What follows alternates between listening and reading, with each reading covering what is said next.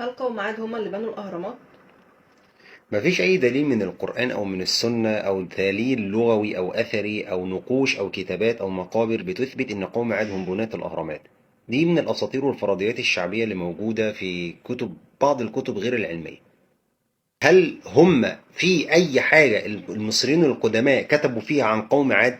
أولا العلماء لم يحددوا تاريخا، يعني التاريخ المؤرخ بالضبط قوم عاد دول كانوا إمتى. ولو هم كانوا اللي بنوا الاهرامات كان المصريين القدماء كانوا كتبوا كده، لان المصريين القدماء ما كانوش ما كانوش بيسيبوا حاجه لما كانوا بيكتبوها، وده معروف عندنا في مصر في المعابد وفي المسلات وكل حاجه كانت موجوده. طيب، هو اصلا بناة الاهرامات العلماء بيقولوا اتبنى امتى؟ العلماء بيقولوا ان اتبنى سنه 2500 قبل الميلاد، في الاسره الرابعه. واللي بنى الهرم الاكبر خوفو، والثاني منقورع، او اللي هو اسمه لقبه ابو الهول، والثالث اللي هو خفرع، او الثاني اللي هو الخفرع. طيب، هل اللي بنى الاهرامات نعرف اساميهم؟ هم اكتشفوا مقبره فيها اسماء المهندسين المعماريين بقرب هرم خوفو. هم فعلا ذكروا ان هم دول اللي بنوا او بناة الاهرامات، كانوا كاتبين اسمائهم. لكن نعرف بنوها ازاي ده الله اعلم. منهم بيقول الجن، ومنهم بيقول كذا، ومنهم بيقول كذا، احنا ما نعرفش هم بنوها ازاي. لكن كل اللي نؤمنه ان ربنا سبحانه الله وتعالى ذكر في سورة التوبة قال: كالذين من قبلكم كانوا اشد منكم قوة واكثر اموال.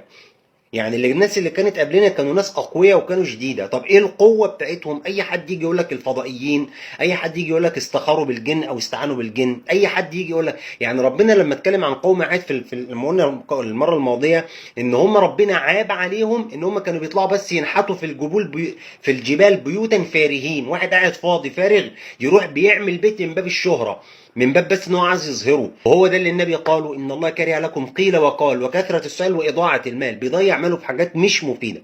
نرجع لموضوعنا. يبقى هل فعلا هم اللي بنوا الاهرامات؟ لا، مفيش دليل. طب هم قوم عاد اقدم من المصريين القدماء؟ برضه مفيش دليل. احنا عندنا اقدم دوله على وجه الارض هي مصر، والدليل والتاريخ بيثبت كده. لكن هل في دليل ان قوم عاد هم اقدم ناس؟ لا، مفيش دليل بحاجه بتقول زي كده. طب ايه الفكره؟ هي الفكره جت منين؟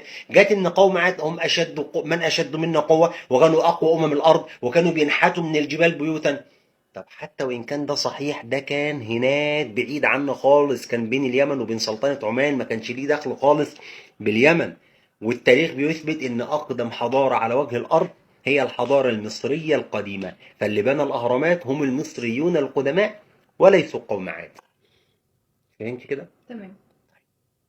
بس كده خلصنا. اللي عنده حاجة بقى أو سؤال يسيبه في تعليق، وهنكمل إن شاء الله الفيديو القادم عن قوم ثمود. السلام عليكم ورحمة الله وبركاته.